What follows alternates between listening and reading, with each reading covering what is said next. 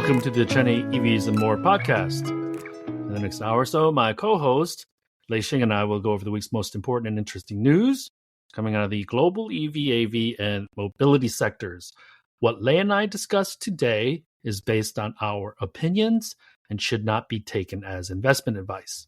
For those that are new to the show, welcome. And for our loyal listeners and viewers, welcome back. We ask that you smash those subscribe and like buttons so you don't miss anything from us in the future. Lei and I are two of the most knowledgeable people in the world doing this, so help us get the word out about this show to others. My name is Tu Li. I am the managing director at Sino Auto Insights, a global management consultancy that helps organizations bring innovative and tech-focused products and services to the mobility and transportation sectors. I write a free weekly newsletter that we pull many of our discussion topics from. You can sign up for it at sinoautoinsights.substack.com, which I encourage you all to do. Lei, been a while back in the United States, Lei, and been a while back in the United States too. Can you please introduce yourself? Yeah, good morning. This is Lei Xing, former chief editor of China Auto Review. And this is episode 219. So lots has been happening because lots are happening. And also because we've had this break the last couple of times. So it feels like we missed a lot of, talking about a lot of the activities that's been in the China EV and the global EV. None more so than the ES8 launch, which blew up the internet again. Yeah, it should. There's a huge non-price cut for it. NIO has been on a roll, I'm telling you. And how we keep talking about consistency. We finally are seeing some consistency from NIO, at least from the chatter from Almo L90, from the ES8. They seem to be getting on the right track. It's strange. I think it's strange. In other words, finding their groove. Finding their groove. And hold on a second. Right, by the way, what do you think of my Beijing bikini t-shirt? Love the belly. Yeah, right? So for those that don't know, just really quickly, in Beijing, there's this joke when the Nongcun, it's super hot, they'll lift their shirts up over their bellies. So we call that foreigners call it the Beijing bikinis. Beijing bikini. Anyways. It is. It happens a lot. So this is not a one-off thing. A lot of men do that. So yeah, I do it too. So. You just have not seen it. Well, most of the men that do it have larger bellies than you do too. So it stands out when those guys do it. So talking about the ES8 a little bit, I think NIO has just completely shattered its own kind of the premium pricing mechanism, if that's the way I kind of put it. Because what happened... Traditional. And same for the industry, right? We can't really segment on pricing anymore. Because what you got with the ES8, to put it in perspective, is cheaper than the Model YL, cheaper than the Li Auto i8 in BAS pricing mode. So Li Bin seems to be determined and, make it right. I think he feels this is an existential thing. And also something that has completely changed in terms of the model trims. How many times did Li Bin say this standard, that standard, this standard? It must have been, over 10 times he said that, right? And with Li Auto IA, let me stop you there. We always get new audience members, so rather than just talk about a car, let's give it a little background. NIO is obviously a U.S. publicly traded company. The ES8 is their second, if you count that hypercar as their first vehicle launched. the ES8 is the first production vehicle launched. It's their flagship SUV. Mm-hmm. It's a large SUV, so it's about the size of a Li Auto L9. Mm-hmm. It's big. It's big. It's not Tahoe big, but it's not small. And this is their flagship, and everything else kind of derives from that. So please continue. I'm sorry. No, I was talking about the standardizing features and packages. I think it seems to be something that's now, rather than you as a consumer selecting different features, everything is standard. One, that appeases the consumer. Second, it makes it easy on the supply chain side for production. We talked about that last episode. And Li Auto, and they're copying Li Auto a little bit. Yeah, I mean, just having that one pricing trim, something they did within a week of launch, and they've started deliveries. And now we have this ES8, which is, it's going to start at below 300,000 RMB. And I'm going to counterpoint to your point. You talked about them kind of blowing up traditional premium. It started earlier than that, and the Xiaomi SU7 really, I think for most people, because you started seeing BYD with the Han and the Tang move at least fit and finish wise to a premium with still a bit of mass market on the high end of mass market, but mass market pricing. And so Xiaomi also flipped this traditional premium segment on its head with the SUV, and it is doubling down on that with the U7. And we're just seeing NIO now, because that ES8 was pretty expensive. It's always been pretty expensive, but relative to the last version, I think CNEV posted it's a 25% haircut. And this, with the background of the Chinese government saying, you guys cut out this price war. So I think, to your point, Li Bin didn't want to dilly-dally with, okay, let's experiment with price X, and then if it doesn't work, we do price X minus Y. He just went super aggressive. And also with the success of the Envoy L90, the volume's going up, and they do share some components, especially the e-motors. So that makes it cheaper on the cost and the production cost side of it. And then he did mention, I think, in one of the interviews, that they're still able to eke out a profit at that pricing. And then he did mention about backstabbing earlier owners. I think he was very frank. He said, in this kind of climate, survival is my number one priority, and I have to do what I have to do. So, which is a huge change from his normally customer focused, customer engaged marketing and his narrative and comm strategy. Yeah. And now ET9 is there, right? 700,000 RMB halo car, whereas ES8 is just their top flagship. And you can expect, Lei, that they're likely going to reconcile pricing for the rest of their vehicles now. It's ES8 is now extremely close to the BAS pricing of the ES6, if it falls below 300,000 RMB. So that's something they have to deal with. But also at the back of break even is the number one priority. And how do they get there? We talk about eking out that profitability, and part of the reason they're able to eke that out is because their sales are growing.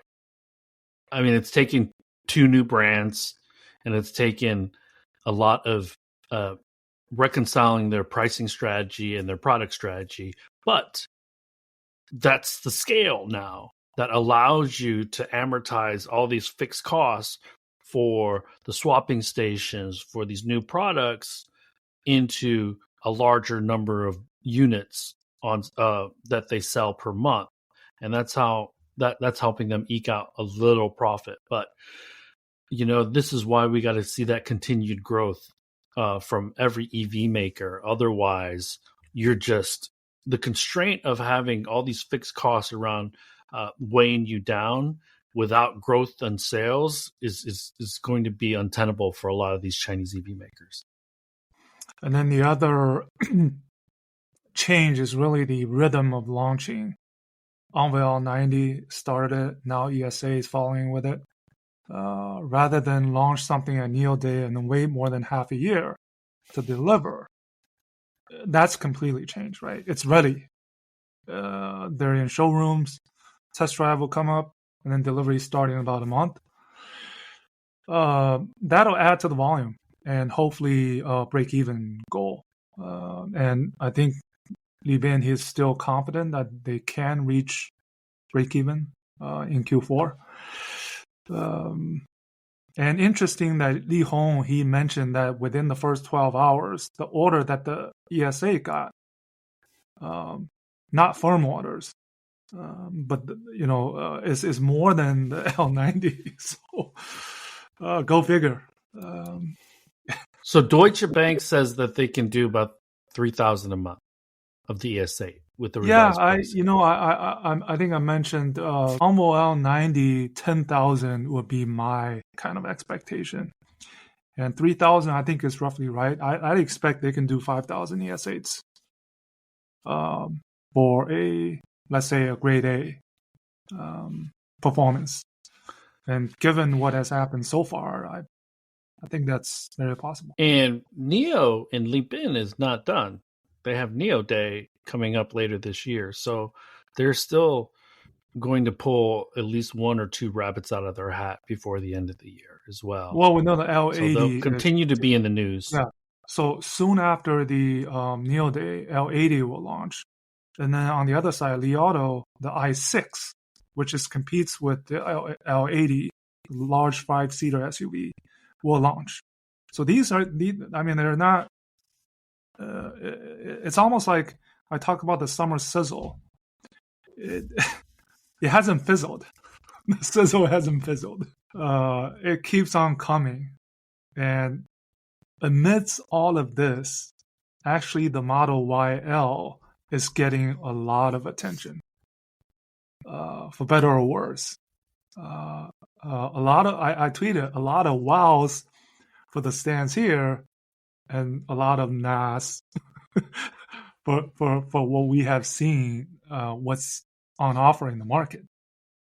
But too bad the YL seems to be that Elon Musk says it may not ever be available in the US. But it's an important addition to Tesla to keep that kind of their resilience, I'd say, so far afloat. And it's a model that needs to be reckoned with. Although there's tons, all right, what we've seen just launch in July and August. The latest I've heard is that they've got 40,000 orders for the YL. Still significant.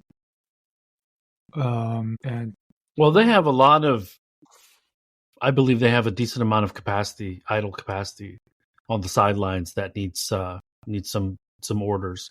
So, but this isn't a new product. This is a trim level of a current product.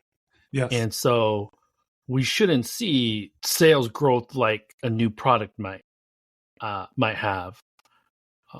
We might see a 20% bump, a 25% bump, but that's at best. And one of the things that I'd written during the tweet about the show last night is we're going to get into this final stretch of 2025. What I'm going to be looking for in particular, especially with the ES8 and the L90 from NIO, is if the Chinese government is scrutinizing price cuts and really, really looking at hoping the players don't get to that extreme again, what will Ito do? What will Li Auto do? Because if we think about Li Auto, the L9, L8 are pretty old now relative to all their competitors on the full size SUV, 7-seat SUV. So if they can't really cut price, or not in any significant way that would drive sales, what will they do? Because the clear winners are still going to be the U7, SU7 to a lesser extent. Maybe the Model YL gets an incremental bump. You and I agree that that'll likely happen, at least for the next couple of months through the end of the year. But, these larger SUVs, because where does Yangwang fit into all this? With the Yangwang is somewhere Y9, is up it? there. So, yeah. Yeah, but I mean, they only sell a few I, hundred units a month, so it's a bit different. But like I said, this summer sizzle, it's continuing, right? So next week we have right, you mentioned the other models, Ito M8 EV launching, or at least start pre-sale. And then we have the P7 launch, which He Xiaopeng says he wants that model to be top 3 for EVs under 300,000 RMB. Which I did not think that was a model that was going to be high volume, but it seems that it'll be one of the significant additions. And he says they will want to do 40,000 a month in September. Again, XPeng, they seems to be on the track to achieve break even as well. XPeng killed it in earnings. Killed it. Yeah. I mean, so good for them. Yeah. I think they probably will. I mean, given the current trajectory. And then Leapmotor is the other one that killed it, right? They're actually raising their 500,000 sales target to 580,000 to 650,000 at this point in time. And then eyeing a million next year. And they're the second after Li Auto to achieve half-year profitability. Quite interesting how Leapmotor. When I think about these revised sales numbers, especially when we're looking out to 2026, I wonder what the sales and forecasting teams at these companies that are raising sales forecasts, not for the rest of this year, but for 2026, because what's their assumption on how many EV makers exit the market, how many go bankrupt, things like that? Because to go to 1 million units next year, that means that they're either really, really high on their products or a combination of being very high on your products, but also the competition lowering a little bit. Well, part of it is the Leapmotor still have the A and the D series coming, which are at completely opposite ends of their spectrum. And then XPeng still has got the super electric, which is their E-Rev, coming on the X9 first, but there's also the SUV. I think the other part of it is, remember, China is now a retentional market. It's not what's the opposite of it? It's not a growth market. It is. It's still a growth market, but in a relative sense. Yeah, people. But in an absolute sense, it's going to be people buying cars for the first time. That share is going down, whereas people trading up and buying additional vehicles, that share is going up. And so that's for these car makers that they're trying to find ways to address this market. And aside from, we've already passed the tipping point, right? 50% NEVs. Yeah. And also this year, one very important factor is the expiration of the 30,000 cap on the purchase tax, which will be 15,000 starting next year. Similar to what's happening in the U.S. with the September 30th ending of the tax credit. There'll be a spurt, kind of. But at the end of the I can day, talk about that a little bit towards the end. So yeah, at the end of the day, it's products at the right pricing, and the right features. And we're seeing this, whether it's the Envo, whether it's the ES8, whether it's Model YL. it seems like, at least in the last couple of months, Li Auto is really the only one that stands out in a negative way when you look at the product launches that have happened over the last 6 or 7 weeks. And then,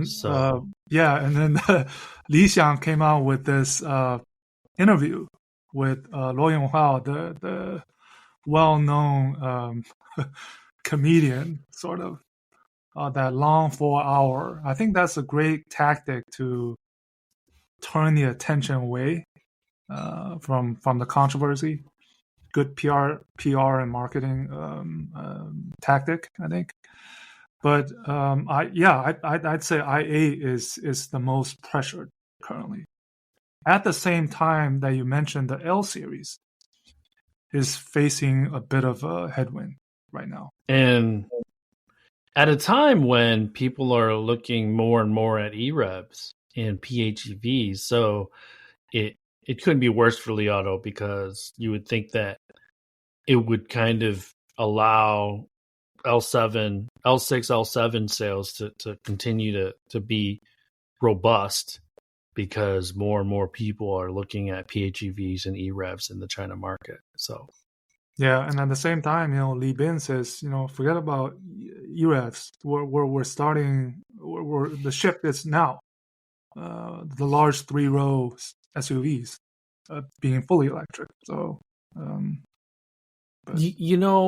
here's the conundrum that I have with NIO a little bit, because swapping currently in is, for NIO, is a runaway hit. They reached 9 million swaps earlier this week. You saw that, right, Lei? So in Shanghai alone. Yeah. Mm-hmm. And then they did that Route 318, Sichuan to Tibet, battery swap road or route. That was a good way of lead up to the ES8 launch, right? So I almost feel like Lei Jun has handed off the social media king title to Li Bin. Now, Xiaomi doesn't have new products to launch or offer, so Lei Jun has just kind of sort of been out of social media, or at least not as popular. But it seems like Li Bin is really leaning into having something to say almost on a daily basis. Yeah, he's Brother Bin. His new nickname is Bin Ge to Bin God. So let me ask you, now that I know that you've been paying mostly attention to the China stuff, but did you get a chance to chew on some of the Ford stuff? Yeah, the new platform, the universal platform. Yeah, to me, it just seems that they're late with it. That's all. And it's the norm. It's the standard. And now I think they maybe this is the they figured it out, and good luck. Should have been done. It's still a 2027 thing, and I still don't have a clear idea of how they're going to source LFP. And my assumption is that Marshall, Michigan is going to roll those cells. So there's still CATL. Yeah, CATL inside. Yeah. So CATL is still going to be a part of that $30,000 capability to get down to that price point. It has to be. And it puts Slate a little bit as the odd man out in the U.S. market. So, but let me do this really quickly, Late. Go ahead. No. Speaking of Ford, I think it's worth to mention. I like to we focus so much attention on the Chinese EV smart startups, but I think credit should be given to the Buicks, to the Audis, because they've recently announced movements. The Audi with the E5 Sportback, starting at 235,900 I think it for was like Audi. 30, Yeah, 30, 32 or 38. yeah, 30, just over $30,000. With CATL, with Husai, with Momenta, some of the other Audi models as Huawei, the Buick Electra L7. It's actually a E-Rev, I believe. Yeah. Also has Momenta. I feel like also with the momentum of the Chinese smart EV startups, they're not letting up, right? They're just sprinting. The foreign legacies are catching up. I applaud them for doing this.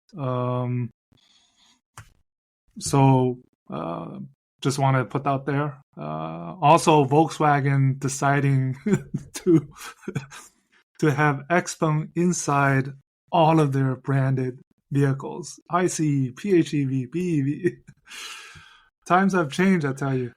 Well, you knew that was going to happen. At least I thought it was going Yeah, to happen. It didn't make sense for them to have effectively three platforms.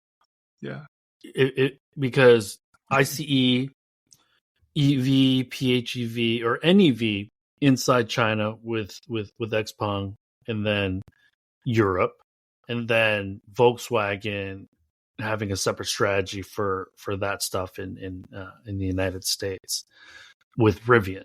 So it just simplifies things for them, right? I won't give them as much credit as you. I won't say that they're catching up. I will say that the legacies are showing that they have a pulse. And I do think that the Buick, the Audi's a little awkward. I like it, but I think it's a little awkwardly designed because you're so used to the jelly bean yeah. shape, and then the interior with the whole coast to coast to the extreme front console. I think that's a bit jarring as well. I do think the Buick should find some buyers. They're not bad looking. I think they're aggressively priced.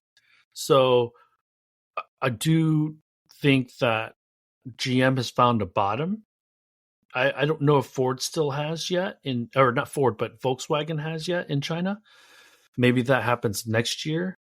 But and none too soon because that's when the XPeng Volkswagen co-developed vehicles should start launching and Yeah, stuff. G9. So yeah, but I won't give them as much credit as you saying Well, they've caught up. But as far as finding the bottom, probably this year. If I was Volkswagen CEO, I'd say this year is the bottom, and next year is really when everything is being executed and launched and delivered. Now that's a huge question mark, right? yes, part of all of these announcements by the legacy automakers and part of these promises that are 2 years out, 18 months out, even from Rivian and Lucid, who think they can get $40,000 SUVs on the road in the United States or North American market by next year. These are still speculation because GM they're kind of mush because the Jim Farleys and the Mary Barrs said that they're going to be selling 1 million EVs by 2030, blah, blah, blah, right? So, and we can say they're the victims of circumstance, the new administration, all these other constraints, but at the end of the day, I knew from day one when they made those announcements that it wasn't gonna. So and I'm obviously not the smartest person in the world. So I think you and I kind of knew that those numbers were never gonna Yeah, this happen. was what 4 years ago, Yeah. 2021, So 22. So I just was confident that those numbers were never going to happen. But so that's why they've actually put us in a position to not trust them, to have to see it to believe it attitude, and because the Ford announcement. Let's rewind a little bit. A lot of what they talked about, other companies are really already doing it, right? The unicasting, the gigacasting. Xiaomi is already doing it. Tesla kind of created that opportunity, and then and then to your point about them coming late, GM did the Ultium platform. That's effectively what I feel Ford is doing, is creating their own platform that allows them to build top hats. But that's because they didn't do it originally. They decided to pick two vehicles, the Mach-E and the F-150 Lightning, and focus on those individual products as opposed to create a new system. So, right. Man, this sector and these sectors and the complementary sectors always stays pretty interesting, huh? Yeah, and then the jarring part of it is you spend some time in China and then you come back and then you go back to China again and you come back. Every time it's like, you can do this, wow, and coming back is same old. When do you get over the hump? The one thing about We're going to too China small. as often as we have recently, Lei, is that I do feel that sales of 2026 are getting pulled into 2025, and there could be a real slowdown in growth in 2026 for the Chinese domestic market. Yeah, I mean, a market of 15 million, 60 million EVs, what can you expect? You can't expect it to double, right? And God bless them, because it's lasted this long. That explosive growth. Yeah, they're going to be almost 2/3 or 3/4 of the entire NEV market globally in 2025 or something like that. It's a big number. Yeah. The cool thing, and this is what we love about it, is that the innovation side of things is off the charts. The cool car factor is off the charts, and how that plays out internationally is kind of what you and I are grabbing our popcorn for. Because in every other instance, I think in history, some of the products weren't very good. When the Japanese came to the United States, it took them a little bit to understand U.S. taste. But you and I are American, man. We know in our hearts that some of these Chinese cars, the ES8, if they got priced at 55, 60,000 in the United States, it would sell. Oh, no doubt. It would undercut the X6, X5, X7. It would undercut whatever I don't even know what the Mercedes premium large SUV. Yeah, we know the U7 would sell. We know many of the BYD vehicles would sell. In our hearts, we know this. As someone who grew up outside of Detroit and just was American car company up until my 20s, I know these things would sell, which makes it very, very difficult, and it creates this consistent pressure in the back of global CEOs' minds. So, and also the European market, despite the tariffs that are in place, it hasn't really stopped the China EV Inc., right? So a couple of quick notes. Geely had that big splash this week with the satellites. So they're doing connected vehicles. I was interviewed for a Wired article that talked about some of that stuff, and people were wondering. It's basically, if you think about Tesla, you should think about Starlink. You should think about SpaceX, because Tesla's been putting satellites, or Elon's been putting satellites in orbit for quite some time. Speaking of interesting thing, that they're integrating Doubao and DeepSeek into the vehicles in China. When that gets pushed out, we don't know yet, but it's a interesting development that now Tesla vehicles in China will finally have this capability, not only in terms of voice interaction recognition, but also the large language model that are now very popular. If you talk about Li Auto, if you talk about NIO, if you talk about XPeng, the VLA, right, the LLM, kudos. You got to do what you got to do. Well, but again, this is not an innovation for Tesla in the China market. This is a qualifier. Necessity. This is because everyone else has it already. And an equivalent to that is I just upgraded to the new iOS on my iPhone 16, plugged it into my IONIQ 5, and so now I have the AI intelligence for Siri in my car. Let's see how accurate it is versus the past versions, because I always do simple things. I always, hey, can you play this? Can you play this? For Apple Music, can you text message this person or that person? And it does okay. It doesn't do great, but I'm hoping that using the AI intelligence, it really boosts the accuracy. So I'm up for upgrading to the 17 because my 3-year plan is up for the AT&T. Oh, nice. So I get a trade in, and so hopefully I'll try that out. I don't have the intelligence now on the 14 Pro, but yeah. I do like the button for the camera on the side. I think that's pretty cool. So what else did I want to bring up? This week is a little bit of a lull to me, outside of the ES8 announcement in the China market. Really, there's a lot of geopolitics and some of that stuff going on, but I think this is the calm. EU and the US agreement on some of the tariff stuff, autos. I think it says still 27.5% to be reduced to 15%, right? If I understand it's correct. Contingent on what Europe does for American goods. Yeah.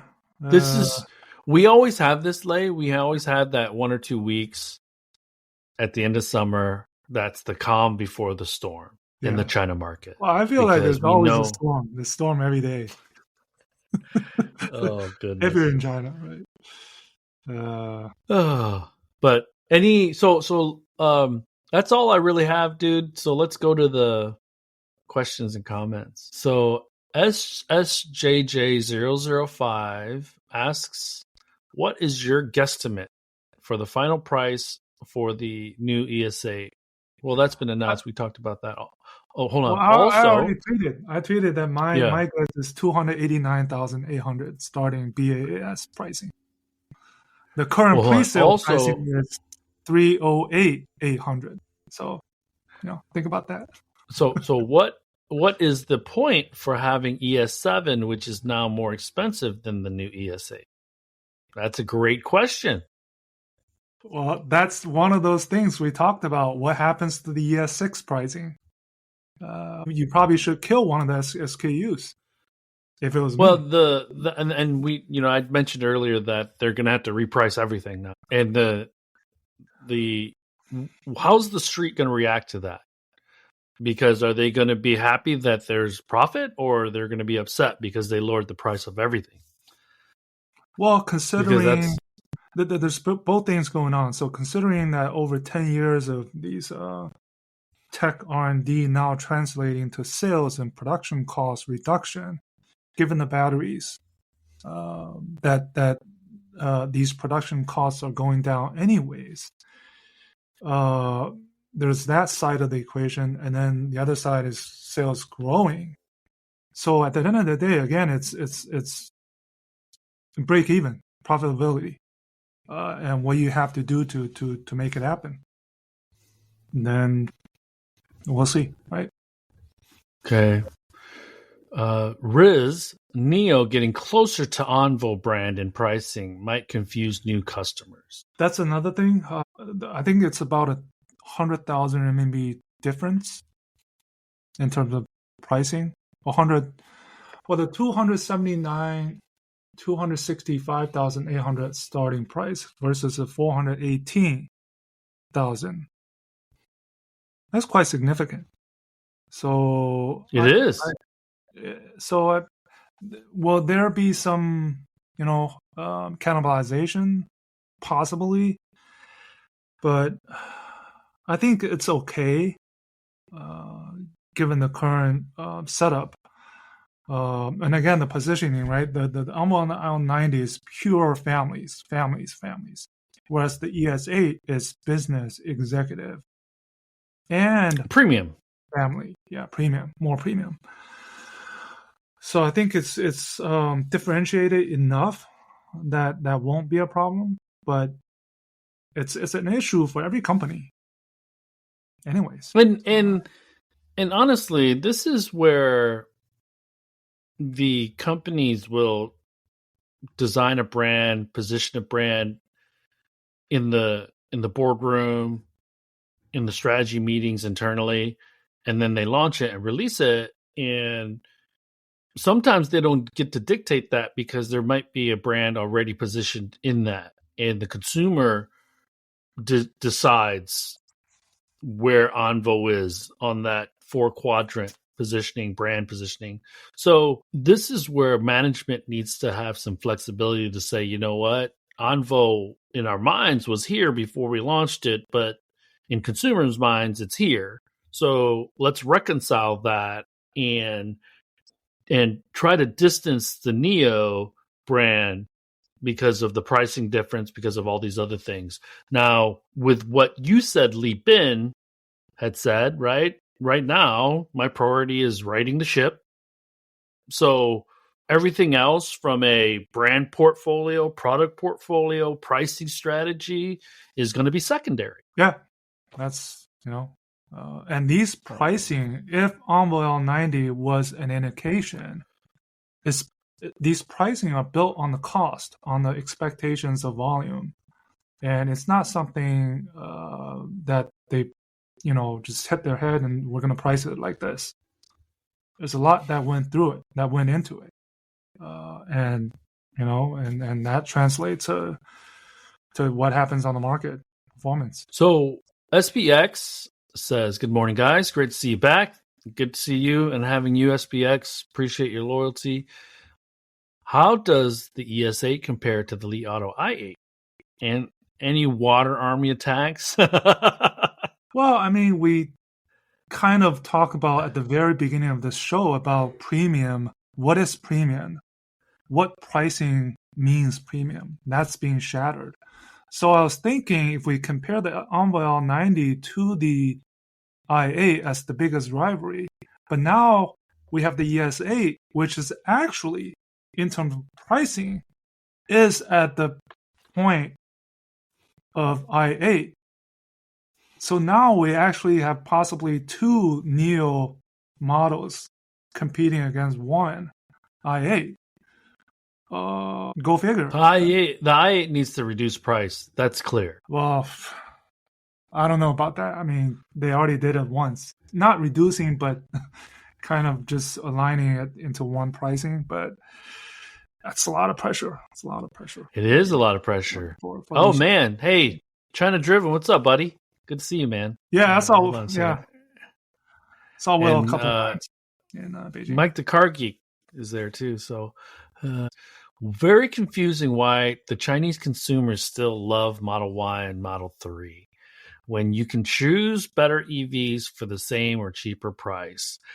My only thought on that, SSJJ005, it's actually pretty overwhelming because we talk about a handful of cars in different segments. There are a half a dozen cars in the Model 3 segment, more than half a dozen. There are at least 10 or 12 in the Model Y segment, similar mid-size crossover kind of thing. So it's intimidating. And so maybe Chinese consumer says, well, I know what a Tesla is. I don't know what an ITO is. I don't know what a Leapmotor is. Not from that It's very brand important. awareness Yeah. and trust standpoint. So maybe by default they're like, you know what, this is way too because it's not because of innovation and it's not because of all the features of a Tesla. Now, China driven, if you want to type something in and add to that, please feel free. So I'm going to go out on a limb and say Tesla is still king in China as far as the Model Y is concerned, because it's still the top selling SUV, fully electric SUV in that segment, the below 300,000 RMB. The reason why being is exactly what you said. It's the reason being those 5 letters, Tesla, because it's a global brand. It's produced in 3 continents. It's Elon Musk. It's simplicity. Although, the nickname for Tesla vehicles in China is 毛坯房, which means a apartment that's not renovated. But somehow, that pulls the consumers because of the simplicity. That it does not have the premium feel inside. It's a bit ghetto. But it does the job. And so I'd written in the newsletter a lot this of week consumers that still trust the 5 letter of the Tesla brand. I think that's the reason. Not to say that they're completely not vulnerable, right?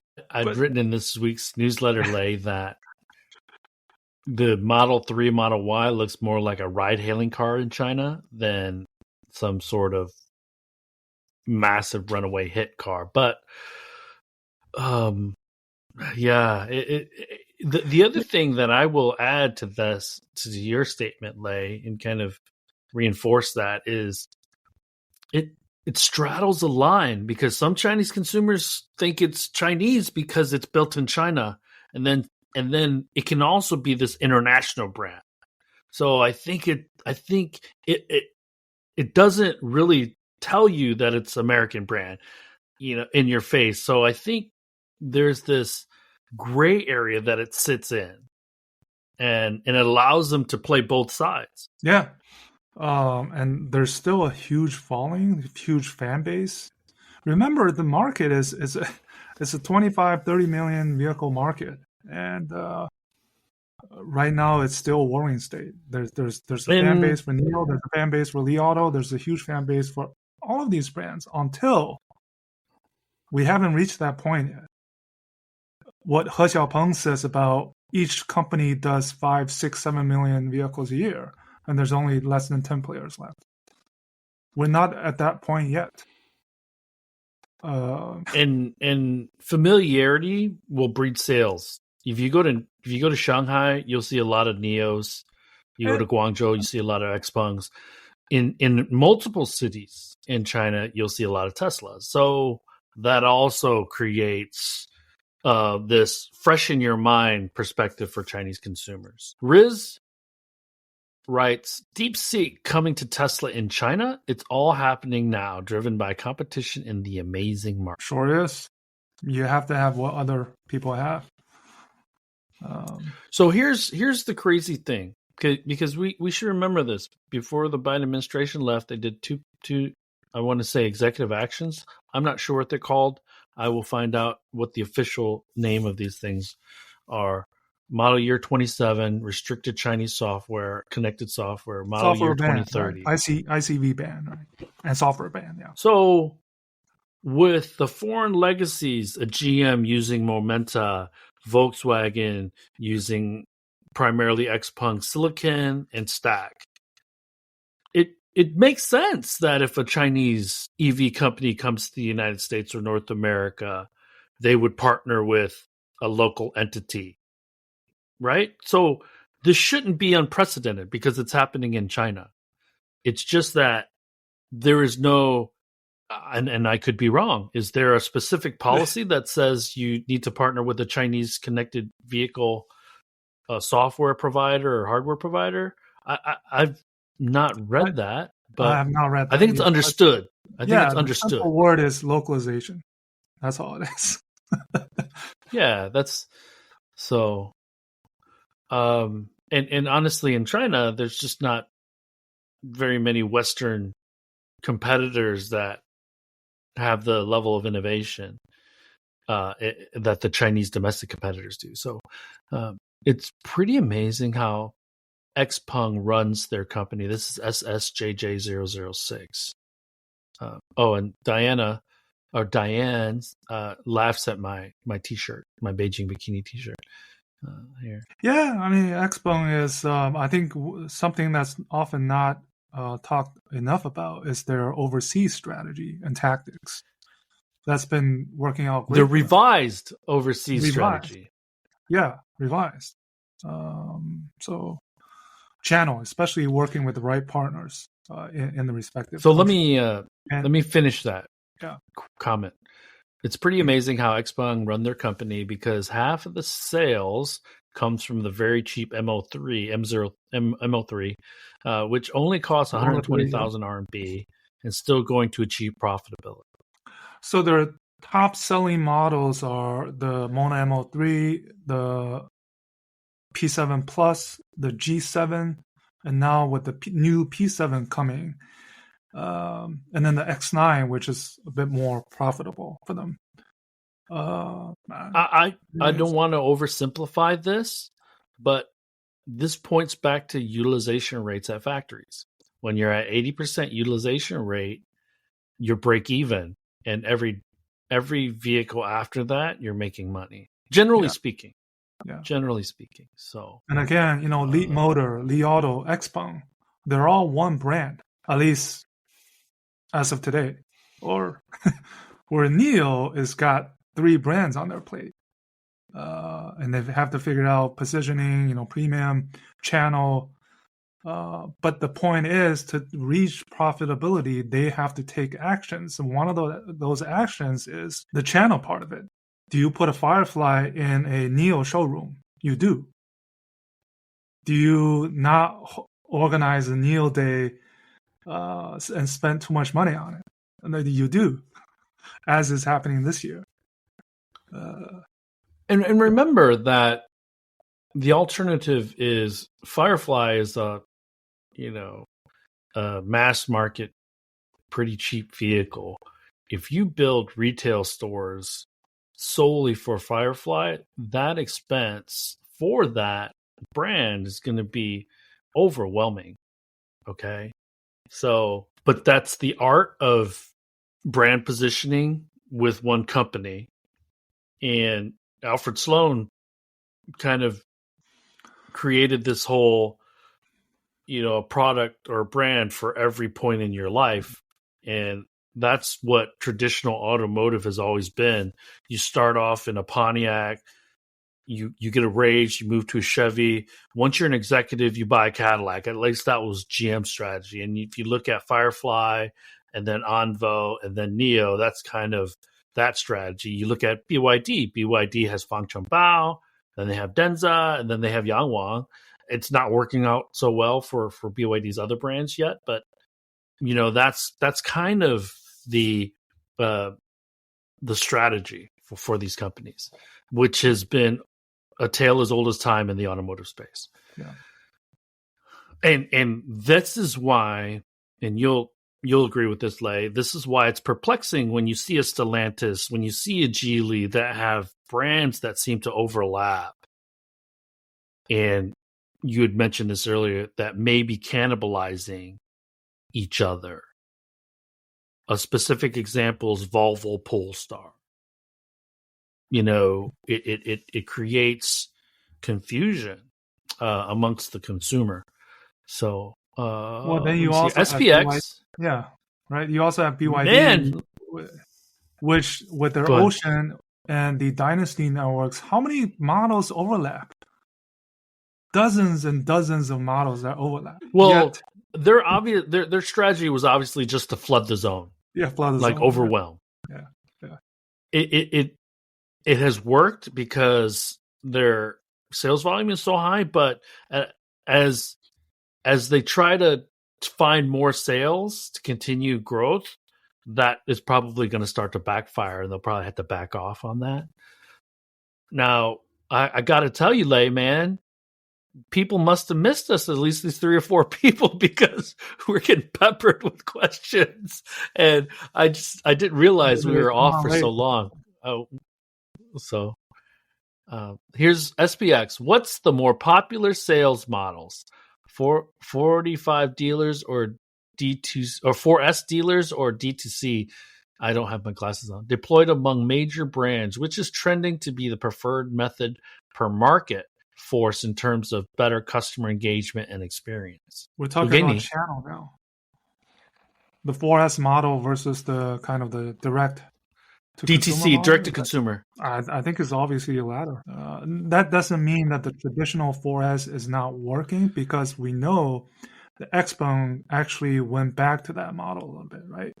Remember, in terms of channel, working with the traditional partners. It's basically figuring out the sweet spot. And if it works for one brand, or some brands may not for the others. But I'd say definitely the D2C is currently the way. Well, the infrastructure on the 4S stuff is hard to ignore, because even for the traditional 4S, I think it's also that idea or concept is shattered. There's no really the true traditional 4S dealerships anymore in China, because a sales associate that tells you about the vehicles, the Chinese consumers, they're a lot more knowledgeable nowadays. Oh, much more educated, right? What they want, they know. Yeah. So it's been shifted. And here's a quick example. Li Bin's on social. He'll tell you what the vehicle is doing. Lei Jun is on social. He'll tell you every single feature on this car.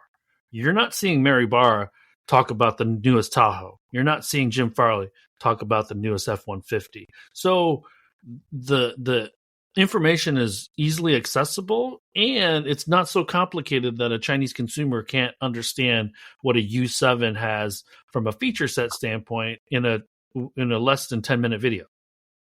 And the other thing, I think I'm not sure this is happening in the US, is when you go to these showrooms, 4S or showrooms themselves, these sales associates, they add you on WeChat, and then they keep bombing you with information saying, hey, do you want a test drive? We can bring the vehicle to you. Let me know. I keep getting these messages all the time. How many cars did you buy? What's the close rate? None. I'm like, sorry, I'm not in the market. I was just interested, but so you raised a good point about the 4S not being relevant and D2C kind of being. So there's this. They need to work symbiotically, and during a price war, there's a FOMO thing. There's just I want to get this because it's a low price, it's the newest thing. But once we get into more a mature market where branding is really important, where positioning and understanding, and you get sales because I trust Li Auto more than I trust XPeng or NIO and vice versa, that's where 4S and D2C need to work closely together. And this is where the brands need to create training programs to make sure that the sales guys pinging you on WeChat are consistent with their messaging, so that it's not confusing that I went into a NIO store and saw an Envo, because I know what the positioning is in my mind. And we're not seeing that right now just because the mad dash because of the price wars, but the price war, as that subsides, the training and understanding from the internal folks that touch the customer will be much, much, much more important.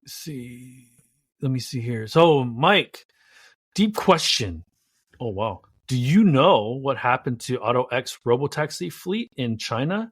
Their U.S. operations is now called Tensor Auto and want to sell a funky personal robocar. AutoX, I'm telling you, has been one of the most mysterious companies that we know or not know about since the beginning.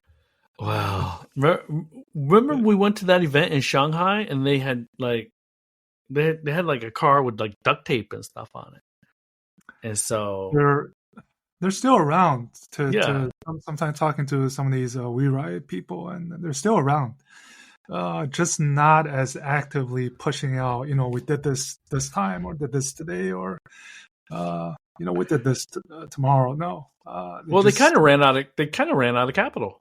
Under the radar, but still around, but just no news that we know of. Okay, so Will writes, ES8 is now priced for. I think this is from my telling him to comment. ES8 is now priced for volume as the slot between Envo L90 and the rumored ES9. NIO has entered the price war.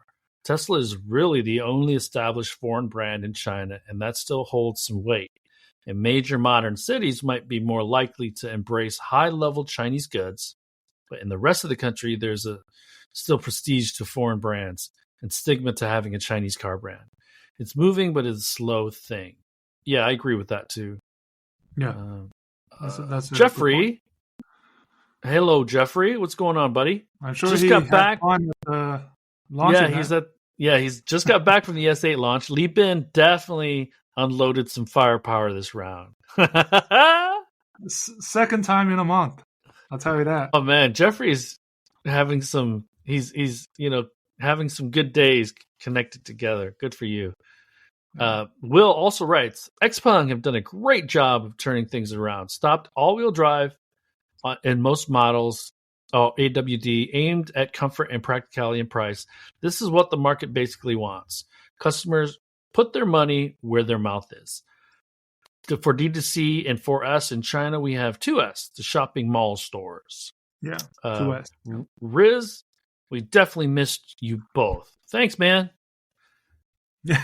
I think he was in China for Will writes, a few days. Well, Envo now brand themselves from their salespeople calling for messaging me as Neo Envo or in Chinese. So that's it, man. Hold on. Let me make sure. This is a good active group. I like it. You guys make sure to bring questions.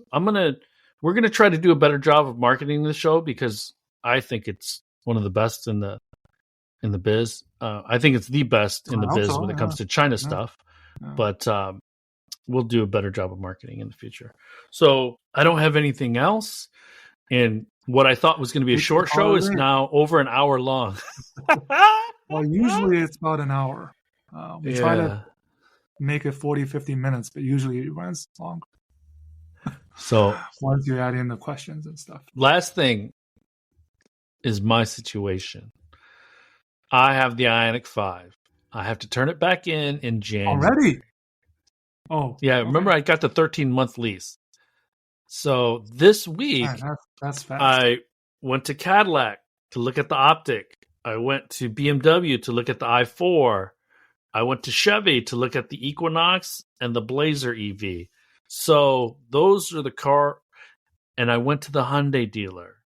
And they were kind of jerks a little bit. My sales guy is out of the country on vacation. So I just went in there. I was like, hey, the salesperson's like, how can I help you? Well, I'm looking to price out an IONIQ 5. He's like, oh, we don't have any.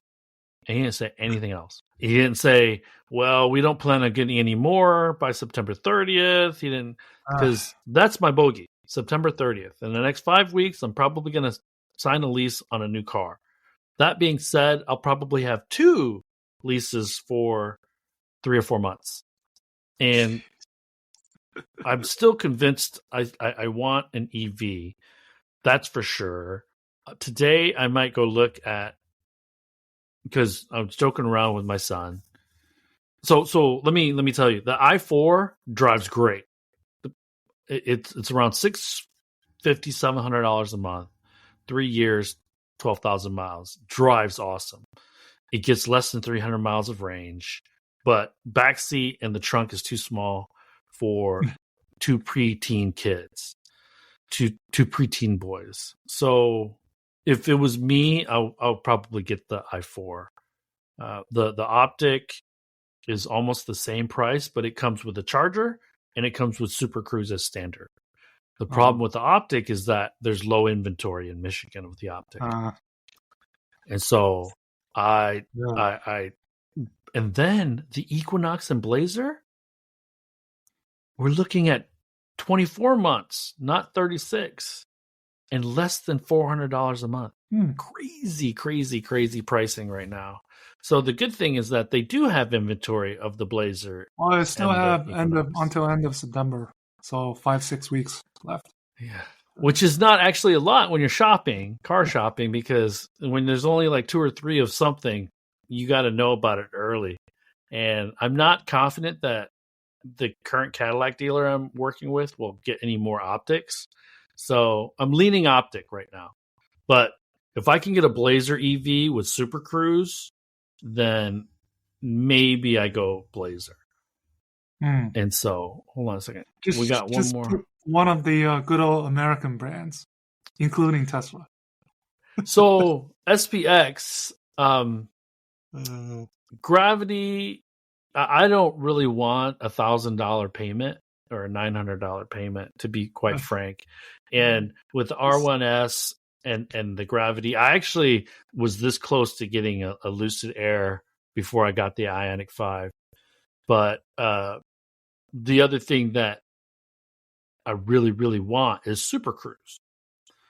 I actually haven't looked at pricing on Teslas yet. I'm going to do that as a matter of course, just so I'm thorough. But all else being equal, I would probably get an Optiq before I got a Model Y with FSD. So I was told, they whispered in my ear that the Super Cruise in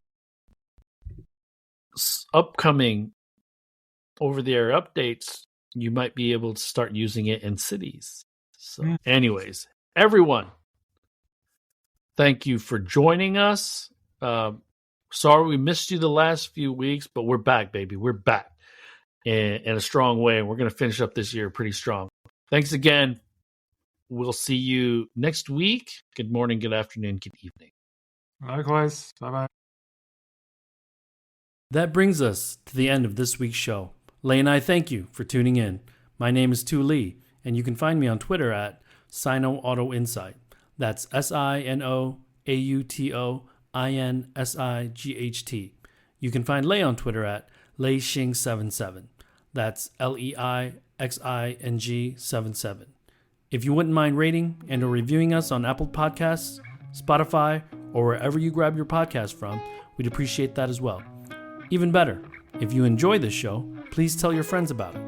Please join us again next week as we track down all the latest news on China EVs and more.